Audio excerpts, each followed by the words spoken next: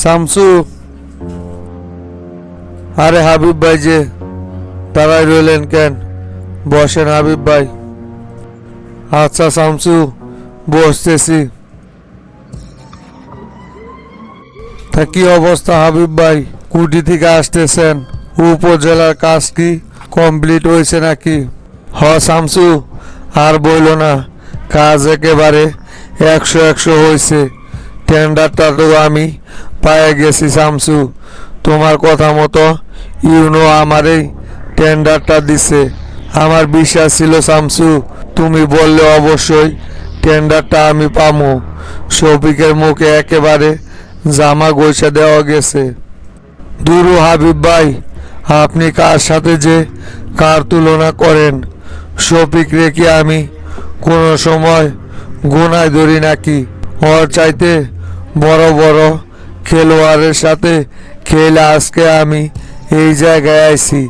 শফিক তো আমার কাছে মশামাসির সমান। তাই তো শামসু, তুমি হচ্ছ সারা বাংলাদেশে এক পিস। তোমার রাজনৈতিক ক্ষমতা থাক মনে না থাক, তাতে কি যায় আসে? সারা বাংলাদেশের সকল লোকই তোমাকে এমনিতেই সম্মান কইরা তোমার কথা সকলেই শোনে।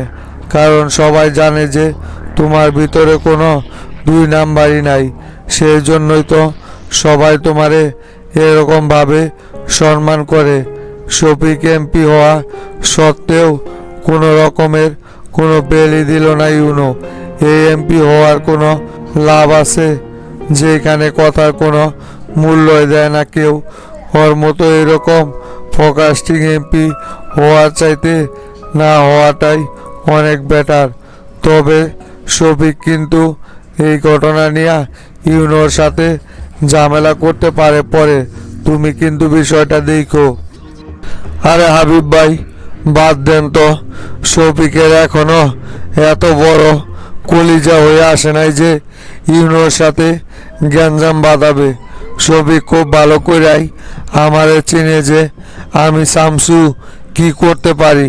ওইগুলো আলগা ফাপড় দিয়ে আইছে। যদি শফিক ইউনোর বিরুদ্ধে কোনো রকমের কোনো ব্যবস্থা নেয়, তাহলে ওর চেয়ারে আমি খায়া ফেলাই দিব। আর বলল না শামসু, শফিকের যে বাপটা বাড়ছে এমপি হওয়ার পর, ওর পা তো মাটি ছুঁইতেছে না। মনে হয় সব সময় আকাশ দিয়া ঘোরাফেরা করে। অহংকারে ওর বগলে কোনো নেতাই টিকতে পারে না। অচিরেই এই অহংকারের পতনটা যদি তুমি ঘটাইতে পারতা শামসু, তাহলে আমার চাইতে খুশি আর কেউ হতো না। সবই হইব হাবিব ভাই, শুধু একটু অপেক্ষা করেন। শফিকের কিভাবে যে পেছে ফালাইতে হয় সেটা আমি শামসু খুব ভালো করেই জানি হাবিব ভাই। শুধু সঠিক সময়ের অপেক্ষায় আছি। সঠিক সময় যেদিন হইব, দেখবেন ওর ওই চেয়ার থুয়া দৌড় পাইরা কোল পাইব না। শুধু আর কয়েকটা দিন ধৈর্য ধরে আপনারা অপেক্ষা করেন। এই ফাউল লোকের বিষয়ে আলোচনা কইরা কোনো লাভ নাই শামসু। এই ফাউল তো চিটিংবাজি কইরা এমপির পদটা বাগায় নিছে। যেমন এমপি হয়েছে তেমন এমপি থেকে নামাতেও আমাদের সময় লাগবে না। এইদিকে তো শামসু তোতা আমার পিছনে ঘুরতে ঘুরতে মাথাটাই খায়া ফেলাইলো। নরে শুকিল লাকি বারে বারে ওরে চাপ দিতেছে বাদিরে নিয়ে যাওয়ার জন্য। কাগজপাতিও সব কিছু একেবারে রেডি করে রাখছে, শুধু সাইন দেওয়ার বাকি আছে। তোতার বিষয়ে এখনই কোনো সিদ্ধান্ত নিব না। আর কয়েকটা দিন যাক আগে, তারপর দেখি তোতার বিষয়ে কি সিদ্ধান্ত নেওয়া যায়। এখন এই মামলা নিয়ে কোনো রকমের কোনো কাটছাট করা যাইব না চাচা। আপাতত দেখতে থাকেন তদন্ত অফিসার নতুন করে আবার কি প্রতিবেদন জমা দেয়। হ শামসু, আমি ওই কথা বলছি যে এত ব্যস্ত না হইয়া কয়েকটা দিন অপেক্ষা কর। তোমাদের কথাবার্তা কিন্তু মাস্টার কোনো কিছুই আমি বুঝতে পারতেছি না। তোতার ভিতরে হঠাৎ করে আবার কি এমন লক্ষ্য করলা তোমরা যে তোতার বিরুদ্ধে শামসু এরকম কঠোর হয়ে গেল? তোতা তো এখন আমাদের প্যানেলেই রাজনীতি করতেছে, তাহলে ওর মামলাটা তুলে নিতে সমস্যা কি? তখন গাড়ির ভিতরেও তুমি একই কথা বললা, এখন আবার শামসু এইখানে একই কথা বলতেছে। তাহলে নিশ্চয়ই এইখানে কোনো না কোনো একটা রহস্য আছে, যেটা তোমরা আমারে জানাইতেছ না। রহস্যটা কি আমার জানার মতো না মাস্টার? হাবিব ভাই, তোতার কথা আর কি বলবো? তোতা ঠিকই গ্রুপ চেঞ্জ করছে, কিন্তু নিজেকে এখনো চেঞ্জ করতে পারে নাই। তোতা যে বড় একটা আকাম কইরা বৈশা আছে, যদি এটা আপনি শোনেন তাহলে আপনিও মাথা ঠিক রাখতে পারবেন না। যেহেতু তারে শামসু নিজের দলে আপন ভাইবা নিল, আর সেই তোতাই এত বড় একটা চিটিংবাজি যে কইরা আছে, সেটা তো গুণাক্ষরেও আমরা কেউ টের পাই নাই। শামসুর কাছ থেকেই শোনেন হাবিব ভাই, তোতা কি করছে। শামসু, তুমি বলো তো দেখি, মূলত তোতা আবার নতুন করে কি আকাম করছে? তোতা তো এতদিন আমাদের সঙ্গে মিলাই কাজ করলো, তা হঠাৎ করে ওর বিষয়ে এত কঠোর হইলা কেন? এই মামলাটার বিষয়ে তুমি বইলা দিলেই তো সব সমাধান হইয়া যায়। চ্যাংড়াটা তো এই মামলাটা নিয়ে খুব দৌড় চাপের ভিতরে আছে। ওর এই চাপের ভিতরে থাকাটা দরকার আছে হাবিব ভাই। ওরে চিনতে আসলেই ভুল করে ফেলাইছি। প্রথম ভুল করছি ওরে আমাদের জোটে নিয়া, দ্বিতীয় ভুল করছি ওরে নমিনেশন দিয়া। আসলে ওরে নমিনেশন দেওয়াটাই ঠিক হয় নাই আমার। মাস্টার চাচা অথবা আপনাকে দিলেই সবচাইতে বেটার হইতো, তাহলে আজকে আর এই দিনের অপেক্ষা করতে হইতো না। এই শালা কি আকাম করছে জানেন? উপজেলায় যে 200 কোটি টাকার দুর্নীতি হয়েছে, আরিফ এবং ইউনোর সাথে শফিক আর তোতাও জড়িত। ওরাও মূলত এই টাকার ভাগ পাইছে। বলো কি শামসু, তোতা আর শফিক তাহলে এই উপজেলার দুর্নীতির সাথে জড়িত? হ্যাঁ, এটা আমি অনেক আগেই সন্দেহ করছিলাম মাস্টার। তোমারে আমি বলছিলাম না যে এ ঘটনার সাথে শফিক আর তোতা নিশ্চিত জড়িত আছে? দেখলা তো, এতদিন পর আমার কথাটা সত্যি প্রমাণিত হইল। আমার আগেই ওদের দুজনের চলাফেরা ভঙ্গি দেখাই সন্দেহ হয়েছিল যে এ ঘটনার সাথে ওরা জড়িত আছে, কিন্তু তোমরা তো ওসির কথা শুনা সেই সময় আমার কথার বিন্দু পরিমাণ কোনো মূল্যায়ন করলা না। এখন তো দেখলা আমার কথাটাই সত্য হইল। এ তোতা জীবনেও নিজেকে শুধরাতে পারবে না। শামসু, কেমনে বিশ্বাস করবো হাবিব ভাই? সেই সময় ও ওসি তো এ ঘটনার সাথে জড়িত ছিল। ওসি ওদের সাথে মোটা অঙ্কের একটা টাকার ডিল কইরা এই বিষয়টা আরিফ এবং ইউনোর উপর দিয়া চাপাই দিছে। এই ওসিও যে 2 নাম্বার, সেটাও আমার সামনে প্রমাণ হয়ে গেছে। এবারে একযোগে সবাই রে একসাথে ধরার অপেক্ষায় আছে হাবিব ভাই। যাক, ভালোই হয়েছে। শফিক তাহলে এখন নিজের বিপদ নিজেই ডেকে নিয়ে এসেছে। এই দুর্নীতির বিষয়টা যদি জনসম্মুখে আনা যায়, তাহলে দেখবা দলীয় চাপে এমনিতেই শফিককে পদত্যাগ করতে হইব। আর তখন প্রেসিডেন্টও বুঝতে পারবো যে তুমি কি কারণে শফিকরে নমিনেশন দাও নাই। হ্যাঁ হ্যাঁ হাবিব ভাই, শফিকরে এবার এমন খরায় তুলমো যে বাকি জীবনেও ওইখান থেকে আর বের হইতে পারবো না। তদন্ত অফিসাররে তদন্ত করতে দিছি, দেখি আগে ফাইনাল কি রিপোর্টটা নিয়ে আসে আমার কাছে। আচ্ছা ঠিক আছে শামসু, দেখো তাহলে তুমি কি করা যায়। অনেক বড় একটা কাজ হাতে পাইছি, তো তাই আমাকে এখন পুরো দমে প্রস্তুতি নিতে হইব। আমি তাহলে এখন উঠি শামসু। হ্যাঁ হাবিব ভাই, আপনি তাহলে চলে যান। আর শোনেন হাবিব ভাই, এই রাস্তাটার কাজ যেন কোনোভাবেই উল্টা পাল্টা না হয়। এখানে কিন্তু আমার মান সম্মান জড়িয়ে আছে। আমি কিন্তু এই ধরনের কাজে কখনোই হস্তক্ষেপ করি না। শুধু আপনি বলছেন দেখাই আপনার এই কাজটা ইউনিয়রে দিয়া নিয়ে দিছি। তাই লক্ষ্য রাখবেন কোনোভাবে যেন আমার মানহানি না হয়। আপনি মনোযোগ দিয়া কাজটা করবেন।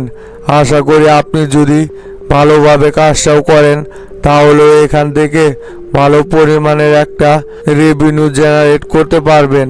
তাই কোনো রকমের কোনো দুই নাম্বারি না করে কাজটা মনোযোগ দিয়ে করেন হাবিব ভাই। না না শামসু, কি যে বলো তুমি, এই কাজটা তুমি নিয়ে দিছ তাতে কি হয়েছে?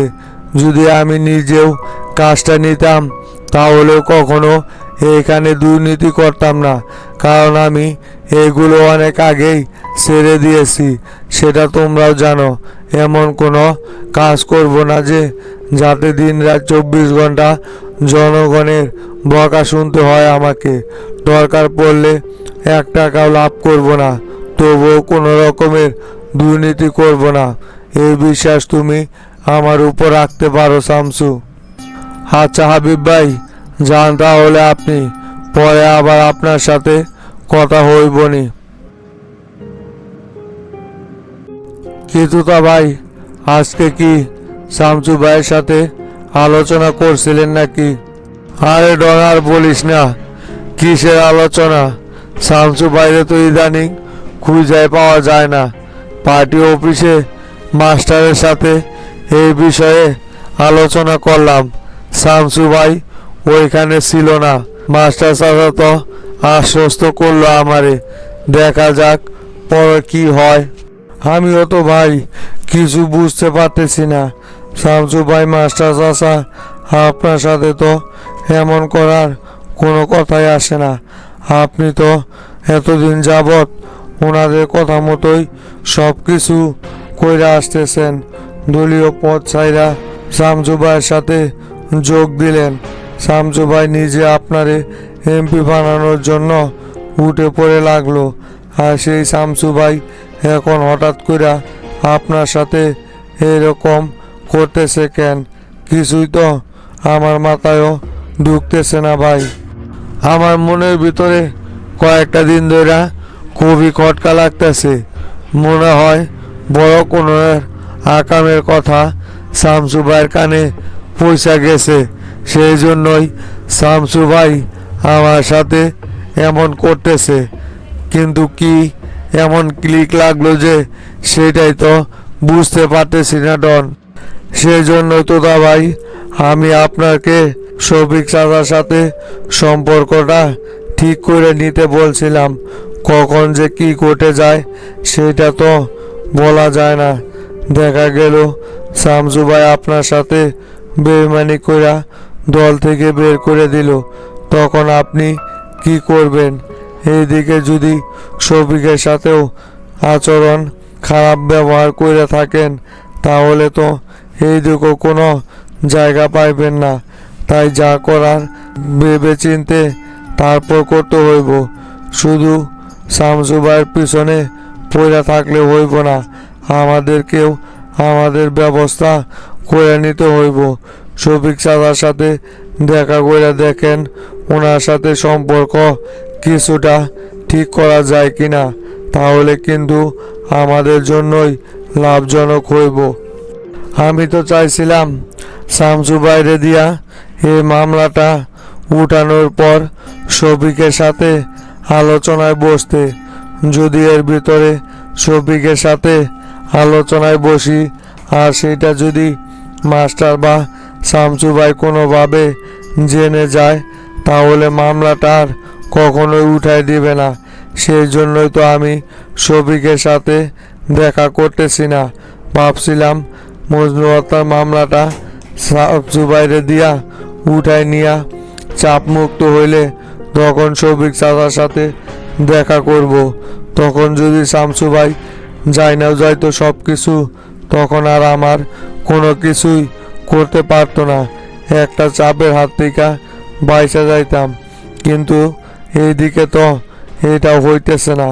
শামসু ভাই তো কোনোভাবেই আলোচনায় বসতে পারতেছে না। এভাবে চলতে থাকলে না তোতা ভাই, দেখবেন এই দিকেও কিছু হইব না, ওই দিকেও কিছু হইব না। মাঝখান থেকে আমাদের রাজনীতি থেকেই ছিটকা পড়ে যাইতে হইব। তাই আমি বলি কি, দুই নৌকায় পা না দিয়া যে কোনো এক নৌকায় ভরসা করতে হইব আমাদের। তাহলেই কোনো না কোনো একটা সঠিক রয়ে আমরা খুঁজে পাবো। আর যেদিকে যা হয় হয়ে যাক। আপনি চলেন সরাসরি শফিক চাচার সাথে আমরা আলোচনা করি। আমার মনে হয় না ওনার কাছে গেলে আপনারে কোনোভাবে ফেলে দিবে। বাটুল, শরীফ, আক্কাস এদের মতো দূর সম্পর্কের লোকজনদেরকে যদি শফিক চাচা জায়গা দিতে পারে, তাহলে আপনাকে কেন নিবে না? এত চিন্তা করার কিছু নাই। চলেন শফিক চাচার সাথে দেখা করি আগে। হরে ডন, তুই ঠিকই বলছস, এভাবে আর থাকা যায় না।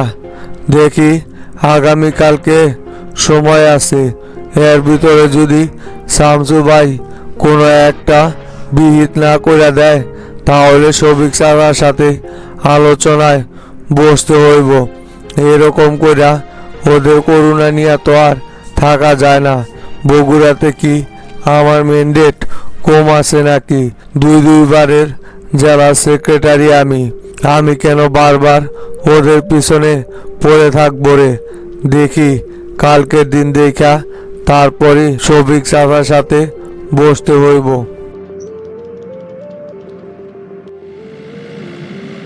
চাচা, এটা কিভাবে সম্ভব হইল? আপনি এই যে উপজেলার রানিং এমপি, আপনাকে টেন্ডার না দিয়া টেন্ডার দিল ইউনো হাবিবের। এটা তো আপনার জন্য অনেক বড় একটা অপমানজনক বিষয়। আপনি কিভাবে এটা মাইনে নিলেন? আপনি ওইখানে এটার প্রতিবাদ করলেন না কেন চাচা? আপনারে কতটা ছোট বানাইছে সেটা দেখতে পারলেন?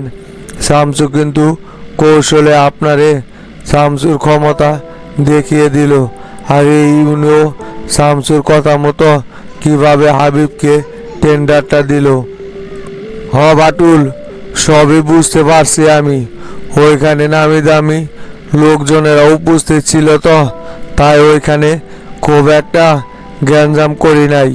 এই ইউনিয়নেরও ব্যবস্থা আমি অচিরেই করতেছি। এ কত বড় সাহস আমার টেন্ডার না দিয়া হাবিবরে দেয়।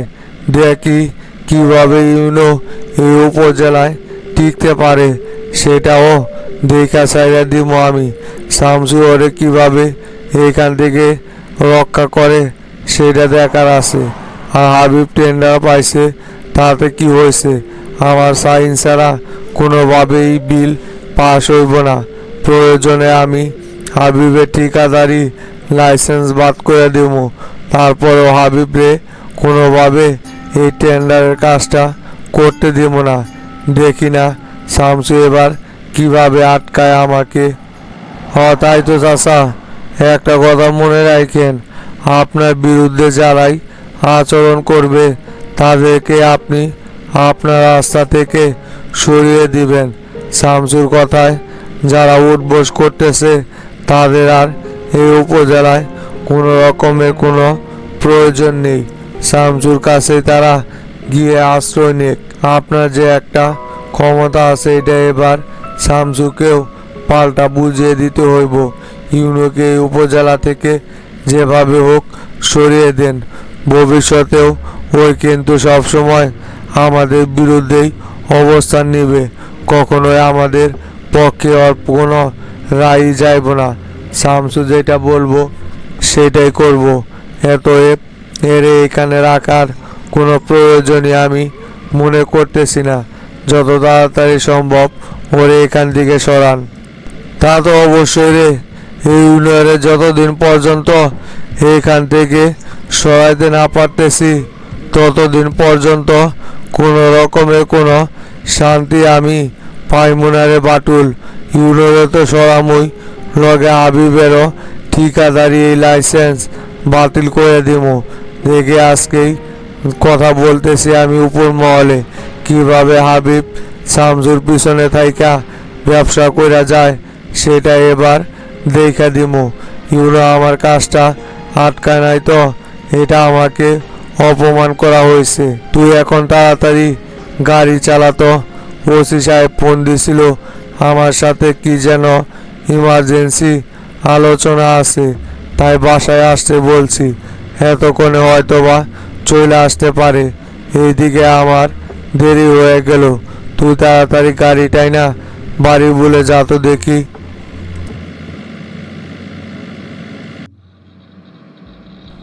আসসালামু আলাইকুম লিডার। ওয়ালাইকুম সালাম। সেলিম আইসো? বসো সেলিম। তা লিডার বলেন, হঠাৎ এত ইমার্জেন্সি, কি কারণে ডেকে পাঠালেন আমাকে? ডেকে পাঠাবো না সেলিম, তোমরা কি আমাকে শান্তিতে একটু থাকতে দিবা? দেশে একের পর এক ঝামেলা বেঁধেই যাচ্ছে, এইগুলোর কোনো সমাধানই তো আমি দেখতেছি না। একটা ঘটনা ঘটতে না ঘটতেই নতুন করে আবার আরেকটি ঘটনা ঘটে যাইতেছে। পুলিশ প্রশাসন কি করতেছে সেলিম? বেগুনবাড়ির ওই ঘটনার রেশ কাটতে না কাটতেই দেশের প্রথম সারির মিডিয়া কাসেম টিভির ভবনে অতর্কিত হামলা হইল। এটা তো কোনোভাবে আমি মেনে নিতে পারতেছি না। দেশে আইন শৃঙ্খলা বাহিনী এরকম কঠোর অবস্থানে থাকা সত্ত্বেও কিভাবে এই ঘটনাগুলো ঘটে যাচ্ছে একের পর এক। লিডার, এরকম ঘটনা যে ঘটবে এটাই তো স্বাভাবিক। শামসু যখন দলের দায়িত্বে ছিল তখন দেশের সন্ত্রাসীরা মাথা চাড়া দিয়ে দাঁড়াতে সাহস পেত না, কারণ জানতই যে দেশে যদি কোনো রকমের অস্থিরতা পরিবেশ কেউ তৈরি করে তাহলে শামসু ঠিকই তাকে খুঁজে বের করে ফেলবে। সেই ভয়েই সকল সন্ত্রাসীরা এতদিন যাবৎ গা ঢাকা দিয়েছিল। যখন শামসু দল থেকে বের হয়ে গেল সাথে সাথে এরা আবার আগের মতো গর্জে উঠেছে। তাই তো একের পর এক দেশে হামলা হচ্ছে। বেগুনবাড়ির ওই ঘটনা তো প্রশাসন তদন্ত কইরা এর রহস্য খুঁজে বের করছে। দুই সন্ত্রাসী পক্ষর সংঘর্ষের মাধ্যমেই এই ঘটনাটা ঘটেছে লিডার। এখন এরকম ঘটনা ঘটতেই থাকবে। তুমিও তো দেখছি সেই শামসু সুরেই কথা বলে যাচ্ছ সেলিম। আমার এখানে দোষটা কি? আমি কি কখনোই শামসুকে বলেছি তুমি দল থেকে পদত্যাগ করো? শামসু যদি এখন নিজের থেকেই পদত্যাগ করার সিদ্ধান্ত নেয় সেলিম, এখানে আমার কি করার আছে? তুমি তো নিজেই দেখলা শামসুকে দলে ফেরানোর জন্য আমি কতটা চেষ্টা করে গেলাম, কিন্তু তারপরেও শামসু দলে ফিরল না। এখানে আমার কি করার আছে? এখনও আমি শামসুকে ফোন করে দলে আবারও ফিরতে বলতেছি, কিন্তু শামসু কোনোভাবে আমার কথা গুরুত্ব সহকারে শুনতেছে না। তাহলে কিভাবে আমি কি করব? এত ইগো নিয়ে চলাফেরা করলে কি আর রাজনীতি করা যায় সেলিম? তুমি বলো। আসলে লিডার, শামসু ব্যক্তিগত আক্রোশ থেকেই এই ধরনের সিদ্ধান্ত নিতে বাধ্য হচ্ছে। শামসুরা জনতা পার্টির জন্য গুম করছে নাকি? যে 2 বছর জনতা পার্টির দায়িত্বে ছিল শামসু, ততদিন পর্যন্ত দেশ সবসময় অগ্রগতির দিকেই এগিয়ে যাচ্ছিল। কিন্তু আপনি শামসুকে কোনোভাবেই স্বাধীনতা দিচ্ছিলেন না বলেই শামসু এখান থেকে পদত্যাগ করেছে। শামসুর আসলেই মনে হয় যে জনতা পার্টিতে থেকে কখনোই শামসু স্বাধীনভাবে দেশের জনগণের জন্য কোনো কিছুই করতে পারবে না। তার জন্য সে রাজনীতি থেকে এভাবে ইস্তফা দিছে। আর আপনিও তো ওই সমস্ত বাটপারদের কথা শুনে শামসুর কথার মূল্যায়নই করেন নাই। আমি কি কখনোই শামসুর কোনো কাজে বাধা দিয়েছি নাকি সেলিম? শামসু যখন যে কাজ করতে মন চাইছে ও সেটাই করছে। ওরে কে বাধা দিছে? সামান্য এই উপনির্বাচনটা নিয়ে শামসু যে এত বড় একটা সিদ্ধান্ত নিয়ে বসবে সেটা তো আমার ধারণাতেই ছিল না সেলিম। আমি তো চেয়েছিলাম যে উপনির্বাচনের জন্য দলের ঐক্য যাতে কোনোভাবে নষ্ট না হয়, সেই জন্যই তো আমি এই সিদ্ধান্তটা নিতে বাধ্য হয়েছি। কিন্তু শামসু আমাকে ভুল বুঝে দল থেকে বের হয়ে গেছে। শামসুর এখানে বোঝা উচিত ছিল যে সবাইকে নিয়ে মিলামিশা দল চালালেই সবচাইতে বেটার হয়। কিন্তু শামসু এখানে ব্যক্তিগত আক্রোশটাই বেশি প্রাধান্য দিছে। শুধু এই উপনির্বাচনের ঘটনাটা নিয়ে না তো, এখানে এরকম আরও অনেক ঘটনাই ঘটে গিয়েছে যেটা শামসু নিজে থেকেই চেপে গিয়েছে। যেমন মোল্লাকে বললাম কোনোভাবে জামিন দিয়ে বেলের বাইরে আনার কোনো প্রয়োজন নেই, কিন্তু আপনি সেই কথা না শুনে ঠিকই মোল্লাকে জেল থেকে বের করে নিয়ে আসলেন। দেখলেন তো এর পরিণাম কি হইল? মোল্লা দেশে আসার পরেই কি এরকম অস্থিরতা তৈরি করে ফেলেছিল। শামসু এ পর্যন্ত যে কয়টা সিদ্ধান্ত নিছে সবই সিদ্ধান্ত সঠিক ছিল। আর শামসুর বিরুদ্ধে গিয়ে আপনি যে কয়টা সিদ্ধান্ত নিছেন কোনোটা কি ভালো ফলাফল বয়ে এনে দিতে পেরেছে? আপনি নিজেই বলেন। আমি এত কথা শুনতে চাই না সেলিম। ভুল বোঝাবুঝি এখানে যাই হোক না কেন সেটা ভুলে গিয়ে শামসুকে কিভাবে দলে ফেরানো যায় সেই ব্যবস্থা করতে হইব আমাদের। এভাবে দেশ পরিচালনা করা কোনোভাবেই সম্ভব হয়ে উঠতেছে না। তুমি প্রয়োজন পড়লে শামসুর সাথে ব্যক্তিগতভাবে বসো সেলিম। তোমার কথা কখনোই শামসু ফেলতে পারবে না। শামসু আবারও জনতা পার্টিতে এন্ট্রি নিতে যা যা শর্ত দিব সবই আমি মেনে নিতে রাজি আছি। তারপরেও শামসুকে তুমি যেভাবে হোক দলে ফিরিয়ে নিয়ে আসো। শামসুকে ছাড়া জনতা পার্টি চালানো কোনোভাবেই সম্ভব হইব না। এদেরকে দিয়া ষড়যন্ত্র ছাড়া আর কিছু হয় না। কিভাবে আপনি শামসুর সাথে বৈঠকে বসবেন লিডার? আপনি চাচ্ছেন শামসুকে আবারও সম্মান দিয়ে দলে ফেরানোর জন্য। এইদিকে তোফায়েল কিছুক্ষণ আগেই আইজিকে ফোন দিয়ে 24 ঘন্টার ভিতরে শামসুকে গ্রেপ্তার করতে বলছে। এটা কিভাবে হয় লিডার? শামসুর বিরুদ্ধে কোনো প্রমাণ না থাকা সত্ত্বেও শামসুকে কেন গ্রেপ্তার দেখানো হবে? এটা তো ওদের মন গড়া ব্যক্তিগত আক্রোশের প্রমাণ দিতেছে। আপনি কি এই ব্যাপারে কোনো কিছু জানেন না লিডার? তোফায়েল গ্রুপ যে শামসুকে 24 ঘন্টার ভিতরে গ্রেপ্তার করতে বলতেছে। শামসুকে প্রমাণ ছাড়া গ্রেপ্তার করলে দেশের মিডিয়া যে আবারও আমাদের পিছনে লেগে যাবে, বুঝতে পারতেছেন কি সেটা?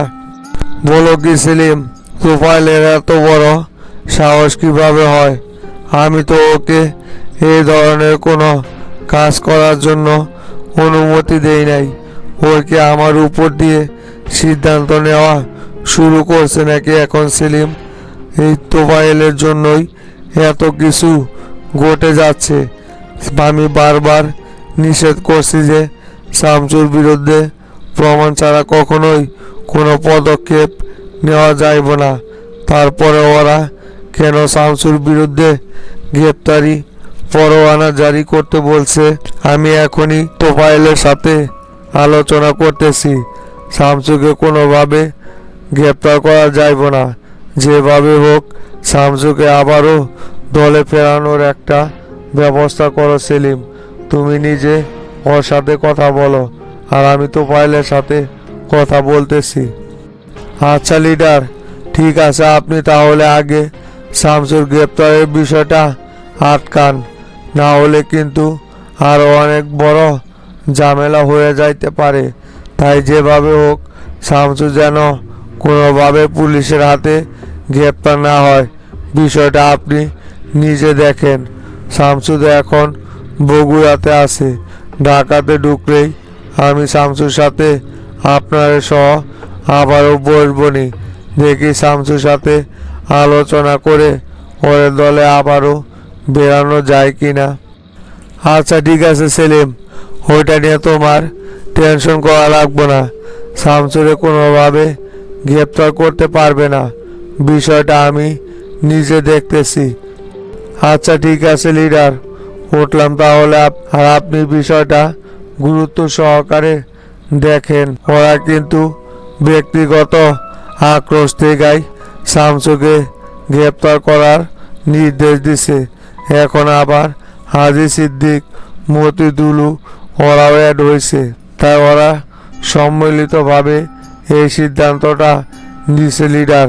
এতে যে দেশের ক্ষতি হয়ে যাব সেটা দেখার সময় ওদের নেই। ওরা ব্যক্তিগত আক্রোশ নিয়েই বেশি প্রাধান্য দিচ্ছে। এবার খেলা জমবে, দেখি শামসু এবার দেশে কিভাবে নাশকতা সৃষ্টি করে। এতদিন যাবৎ জেলে বন্দি ছিলাম, তো তাই শামসু যা ইচ্ছা তাই কইরা বেড়াইতে পারছে। এবার শামসুর দিন শেষ, এবার থেকে আমাদের খেলা শুরু হয়ে যাইব। একবার শুধু শামসুরে গ্রেপ্তার করে জেলে বন্দি করতে পারলেই খেল খতম। তখন মনে ইচ্ছা মতো যা ইচ্ছা তাই আমরা করে যেতে পারবো। আমাদের সামনে বাধা হয়ে আর কেউ দাঁড়াইতে পারবো না হানিফ। শামসুরে গ্রেপ্তার করতে পারলে তো সবচাইতে বেশি ভালো হইতো, কিন্তু আমার তো মনে হয় না যে শামসুকে গ্রেপ্তার করাটা সম্ভব হইব। এই আইজি তো হচ্ছে শামসুর বাল্যকালের বন্ধু। শামসুর ক্ষতি হোক এমন কোনো কাজ কখনো এই আইজি করবে না হাজি ভাই। দেখবেন এই ঘটনা ঠিকই এতক্ষণে প্রেসিডেন্ট এবং সেলিমের কানে চলে গেছে, আর শামসুর কাছেও এই খবর পৌঁছাইতে বেশি একটা সময় লাগবে না। আর প্রেসিডেন্ট যদি এই ঘটনা শোনে তাহলে তো কখনোই শামসুকে গ্রেপ্তার করতে দিতে রাজি হবে না।